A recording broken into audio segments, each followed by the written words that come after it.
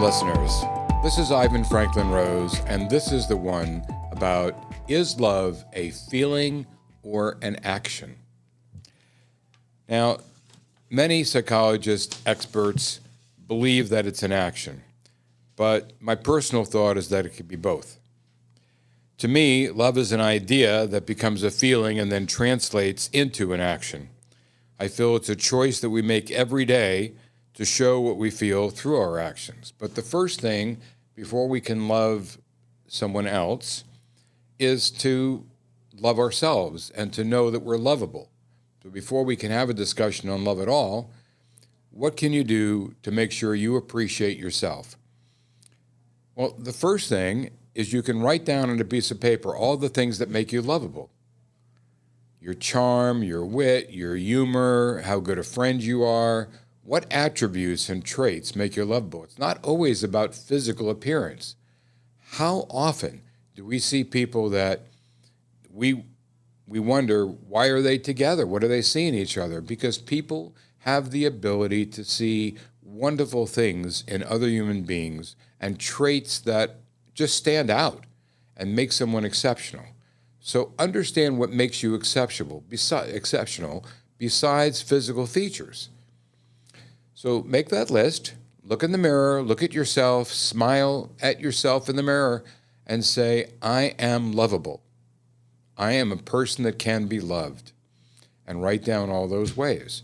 Now, once you understand what makes you lovable and why someone could fall in love with you, now you're ready to begin understanding a little more about what different kinds of love there are and how romantic love can form for you in your life. So, let's first consider this.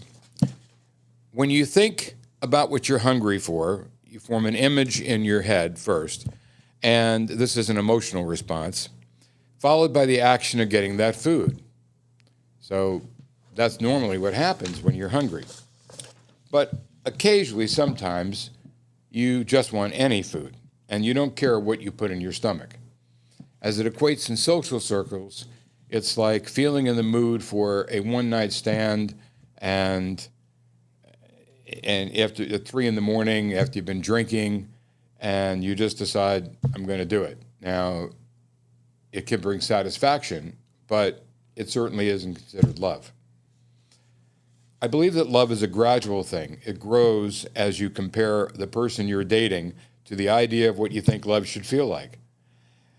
You've formed this in your head over time, the feeling of what you think it will be. And try this experiment. Think of someone that you might have been in love with or thought you were in love with before, and think of what it's like to have gone somewhere with them, done something with them that produced an emotional response from you. Close your eyes and think of that event.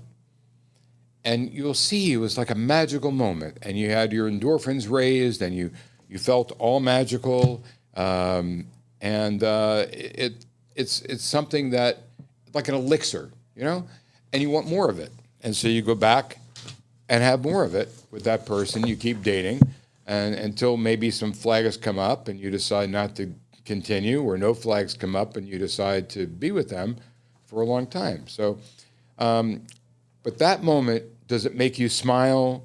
Do you feel happy in that moment you were with that person? Because those are all feelings that do collect and build up over time and form love. They translate into love. So before we cover the essential components of love, let's look at the different kinds of love. So first, there is generic love, a generic feeling of loving some activity that produces an elixir of emotions.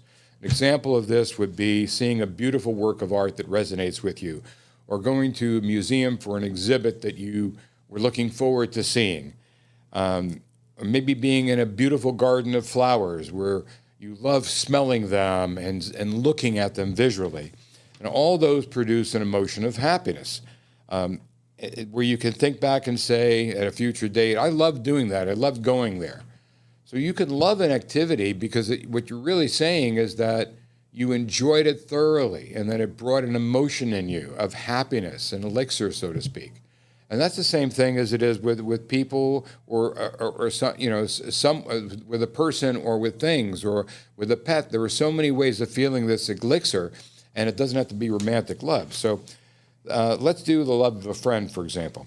It's not romantic love, but you can still feel happy feelings to be around someone who is supportive, fun, interesting, and intelligent. You can love that person as a human being. We can love the way other human beings think and interact with us without having it be romantic. Then you have parental love. We grow up bonded to the people that raised us and gave us birth. We grow to feel their natural love and of our parents. They make us feel safe and secure and appreciated. Now, they elicit feelings in us that we translate into love. We feel loved by their actions. You can experience the love of a pet, spending time with your pet, kissing your pet, sleeping next to your pet, feeding and caring for your pet. It's just like having a child. It raises your endorphins and produces bliss. You want them to feel that you love them. And then there is the love of actual children that you may have. We want them to feel safe and secure and appreciated. And we do it with our actions. Our love for them is expressed by our actions. So I certainly understand when psychologists say that there can't be love without actions to express it. If, however, you grew up in a dysfunctional family where no one showed outward affection to each other or to you, and perhaps didn't make you feel safe, cared for, or loved in the traditional way, then you might not be equipped to give those feelings to your children. So in that case, it might be helpful to talk with a professional and learn how to give what you didn't get. So now we understand that love can be many things. This episode will focus on romantic love. In an article published in the Frontiers of Psychology on May 19, 2020, a multitude of scholars concurred that there are 4 essential components to romantic love: attraction, connection, trust, respect. Those are what they felt were the 4 attributes. Now, the factors. The driving factors to them in attraction is physical attributes, personality, wealth, value, etc. And the behavioral traits that it translates into is passion, intimacy, and commitment. Connection, or the resonance factor, number 2, the strengthening and driving factors are similarity, proximity, familiarity, positive shared experiences, interdependence, and novelty. That's what draws you to a person to have that connection. And the behavioral traits that result in this connection is friendship, separation distress when you're worried or sad when they leave, worry and concern, commitment and intimacy, compassion or caregiving. That is all how it's expressed. The third factor is trust. And the strengthening or driving factors, this is the AAC model, according to these experts, is reliability, familiarity, mutual self-disclosure, where you're both sharing things about yourselves, that deep, dark things, or wonderful things, but you're sharing. Positive shared experiences that you have together. This is all part of building this trust. And the behavioral traits that it transmits into is intimacy, commitment, compassion, and caregiving. And the last is respect. Now, the strengthening and driving factors for this is reciprocal appreciation of each other, admiration, consideration for each other, concern for well-being of each other, and tolerance of things that one or another may do that may not be just perfect, but you have this respect for them and you tolerate it. It transmits into commitment, intimacy, compassion, and caregiving again. So that's the AAC model, and these are the experts that what they feel are the components. Now, later on, we'll discuss the different types of stages that you go through in love, but these are the components of love. In an article in the Very Well Mind, which I love to quote from this often, it says, when it comes to coupling, there is no instruction manual. Remember that old playground mantra, first comes love, then comes marriage, then comes so-and-so and a baby carriage? If only were that simple. While some couples follow this traditional trajectory, many people do not. Fewer couples are getting married, some are having children before marriage, and some are choosing not to have children at all. Every relationship, like every individual, is unique. Regardless of the path one chooses when it comes to romantic relationships, whether it's down the aisle or across continents, the inherent stages of love and attachment essentially remains the same. A couple's ability to navigate these stages is often the key to their relationship satisfaction. Now, besides the four components necessary for love, neuroscientists and experts in love have outlined these four stages of a relationship. They go from falling in love to living happily ever after, or at least for a while. Here are the stages they found, along with the ways to successfully navigate each one. So the four stages are the euphoric stage, which lasts 6 months to 2 years. Stage 2 is the early attachment stage. This goes anywhere from a year to 5 years. Stage 3 is the crisis stage. It's a very important stage. And that goes 5 years to 7 years. And the deep attachment stage, which is 7 years and beyond. So first, let's talk about the euphoric stage. For the past several decades, Helen Fisher, PhD, neuroscientist and senior research fellow at the Kinsey Institute, and Lucy Brown, PhD, clinical professor in neurology at Einstein College of Medicine in New York, have been studying the brain activity of people in love from early to later stages.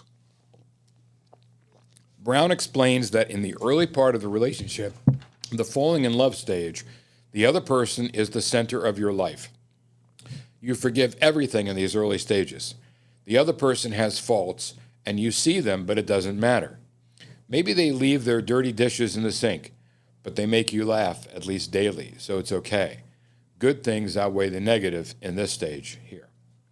One of the most significant findings in the brain mapping studies, which was determined to be a key factor in relationship success, involves what Brown refers to as the suspension of negative judgment. In this early stage, many people show a decrease in activity in the prefrontal cortex, which is the part of the brain that has to do with the negative judgment of people. Very interesting. In other words, the longer a couple can maintain suspension of negative judgment towards each other, the better chances they have of relationship success. When they followed up with participants, the couples who had stayed together 3+ years had the most decreased activity in this part of the brain. How long does the romantic phase last? Studies have estimated the euphoric stage can last anywhere from 6 months to 2 years. Although a small portion of the population, 15 to 30%, say that they're still in love and it still feels like that after the first 6 months, or even after 10 years or 15 years later. Brown explains, we don't know why this is. I don't necessarily think it's because they have found their soulmates. I think it's the person. Some people have an easier time rekindling the earlier stages, not to say the rest of us can't. For the general population, the intoxication of new love will eventually morph into the next stage, early attachment. So before we go there, we had talked before about being in the moment. And so the way to keep this euphoric stage longer, in my opinion, is to be in the moment with all your experiences so that you remember them more vividly. Remember, we had an exercise before. We asked you to remember someone you might have been in love with and how you felt when you did things with them. And this is the same thing we're saying here. If you stay in the moment, enjoy everything, have full memory of it, you can stay longer in that because you have these wonderful memories that are producing this strong love bond. So that's my opinion there. Stay in the moment, enjoy your early phase longer. Now, in the previous stage of euphoric love, unconscious factors like attraction and the activation of the reward system take over. In Fisher and Brown's studies, the brain scans of couples in the early stages of love showed high levels of dopamine, the chemical that activates the reward system by triggering an intense rush of pleasure. That's why we're talking about love being a feeling first and then action later, because you got this rush of endorphins and this dopamine level rising, and so you've got all this happening, and those are feelings, those are emotions, and that's what love feels like when it's right. And then it'll translate into actions later. That's what I'm setting up here. The study's authors wrote that these high levels of dopamine have the same effect in the brain as taking cocaine. In this next stage, the more evolved part of the brain begins to take over, including the ventral pallidum, the region of the brain linked with feelings of attachment. Pallidum, so pallidum, not pallidum. The region of the brain linked with feelings of attachment, and the attachment hormones vasopressin and oxytocin, sometimes referred to as the love hormone, kick in. You know when you've reached the early attachment stage when, according to Brown, you can sleep. Finally, you're not thinking about your partner 24 hours a day. It's easier to do other things in your life. So you get over that initial rush of, oh my God, this is so wonderful, and I'm so in love, and you have all these feelings that are rushing all the time that it makes it difficult to sleep. It's a positive thing, but now in this stage, you're more relaxed, you're able to think. Couples that have been married for at least 1 year describe love differently. It's richer, deeper, it's knowing them better, says Brown. Memories have been integrated, both positive and negative. You've gone through some difficulties, and you've developed a strong attachment. So this third stage is often the make or break stage for relationships. What happens in the crisis stage, we call it, is that it's so crucial. Whatever happens at this stage is crucial to what comes next. So Brown refers to this as the 7 or 5 year itch. Almost every relationship has a drift apart phase, Brown says. Either you will keep drifting or you will come back together. You need a crisis to get through and to be able to talk about it together. You've both grown and changed. For some couples, having children will either solidify a relationship or cause enough stress to make a relationship fall apart. If a couple can overcome a crisis successfully, they will then move on to the next stage, deep attraction. So what we're saying is that when you get to work through a crisis, some problem of some nature, whether it be financial, emotional, this helps you bond stronger together. And you learn to work together. You learn to use tools to help you to get through this stage and decide how to move forward as a couple, as a team. So this next stage, the deep attachment stage, is calm after the storm. That's what it's like. But by this point, the couple knows each other well. They've been through the inevitable ups and downs. They know they can deal with crises, and they've likely made a plan for handling such issues in the future. Like we said before, they've gone through the tools, and they understand what tools to use in the future to move forward. This is the calm stage. It's secure, and it can last a lifetime. At least this is the hope. Now, sometimes, though, we have what we call notches. Well, let me explain what notches are. You're in the relationship, you went through these stages, and for some reason, something happens later in the relationship that you can't explain why this person did this. It's a flag, a red flag that shows up later in a relationship, and I call that notches. But we decide how important they are depending on what stage of relationship we're in and how they may impact the relationship. We have to decide how important and if it matters to us. But these are things, it could be ethics. Maybe they did something and you said, how could you do that? They were unethical about something. Maybe they lied about something and they never lied before. Something happens that changes your opinion of them and produces a red flag or a notch. When you have too many of these notches that build up, then it becomes a boiling point, and that's what causes couples to decide maybe they need to do something about it, get a divorce, go to counseling. But that's what causes this rift, is having too many of these unproduced, these new things that did not show up before, showing up now. And these are things that could make love die. So I have 10 of them right here. This isn't from an article in Psych Central in July of 22. Because love is a choice, and I believe it is, doing things that go against the tenets of love may damage your relationship. These love-damaging actions and attitudes may include things that challenge attraction, deep attraction, connection, trust, and respect. The following are some signs that love isn't a choice anymore for you or your partner. Ignoring or dismissing your partner's needs or concerns. And that's something that you have to pay attention to and want to take action to resolve these conflicts they may have, and to answer questions that may come up, and meet their needs. Not communicating is number 2. You have to communicate. And one of the podcasts I did earlier is some tips on how to have family meetings. Very good podcast on communicating. You go back to it on relationships. 3, emotionally abandoning your partner. You don't want to do that. They need you emotionally. You have to be there for them. Taking your partner for granted is number 4. Again, why would you take them for granted if you're in love with them? It doesn't make sense unless you lost the desire to take action to show how you feel. 5 is being critical and judgmental. Hopefully, you weren't that way when you met your partner, and you won't be that way now. But this could be one of those notches we talked about, one of those red flags that come up afterwards. All of a sudden, you're being critical and judgmental. Keeping secrets is number 6.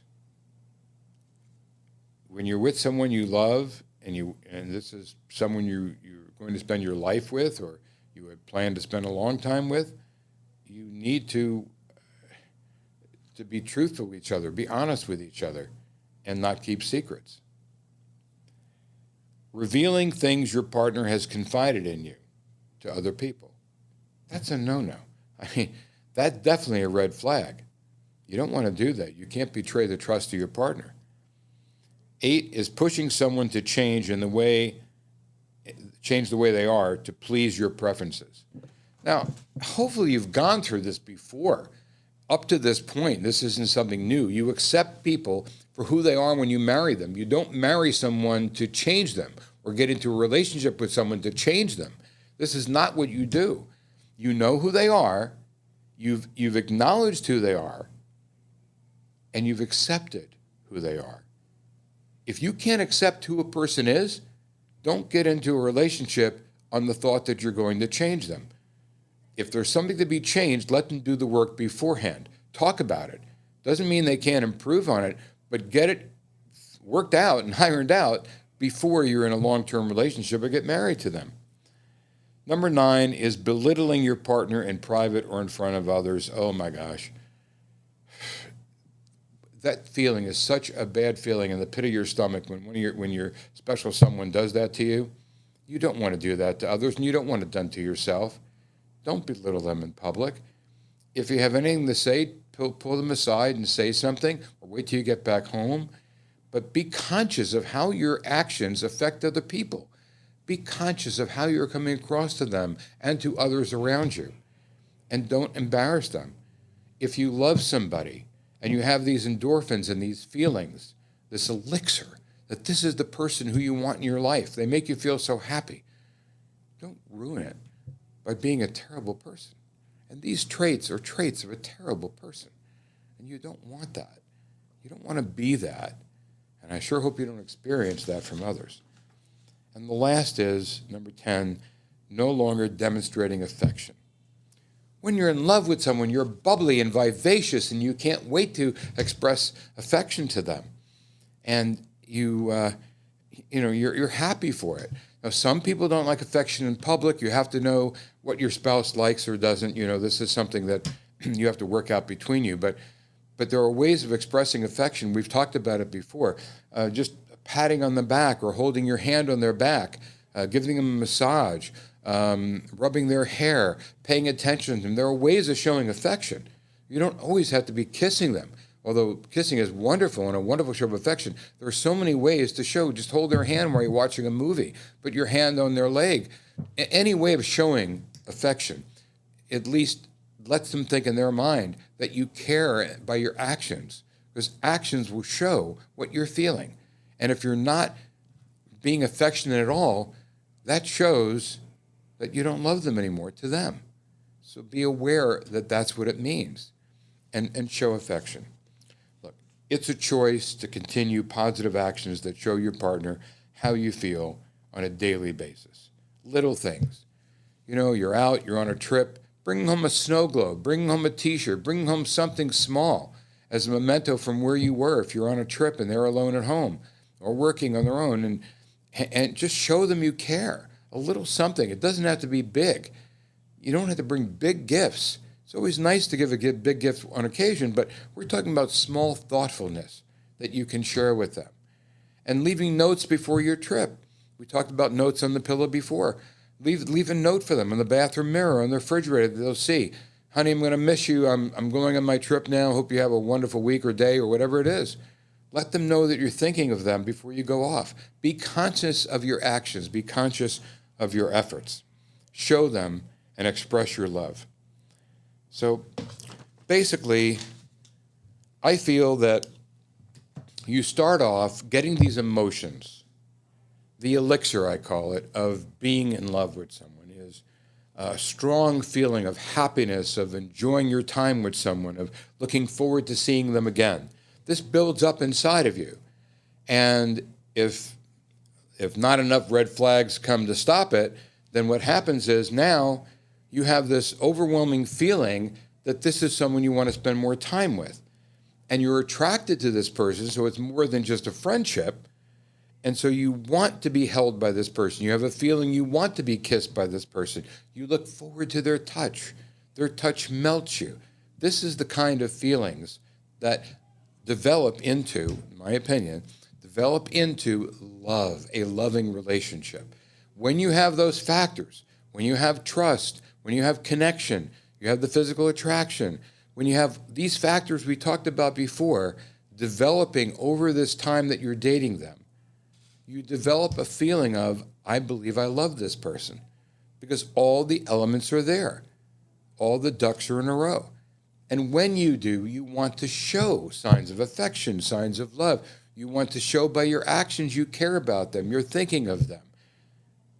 It's your actions that demonstrate the feelings that you've been wonderfully feeling all this time going out with them, the endorphins that are released, the dopamine that's been activated. It's expressed through the actions. If you don't say anything or do anything, they'll never know. So that's why actions express feelings that you developed when you're falling in love. That's the best that I can share with you on, is it a feeling or is it an action or both? I'll let you decide. You be the judge yourself of how you feel when you're with somebody and how you want it expressed and how you want it to continue. And think about the things that we talked about on the red flag list of things not to do. If you're in a relationship, you want to be cognizant of not letting things slide to where you're too complacent. You're too at ease with the fact that you think they'll never stop loving you. And you go into an area where these red flags are produced because you're lazy, too lazy to show actions that you continually love that person. Every day of your life, you should be thankful you're with someone who you show love for and you feel love for.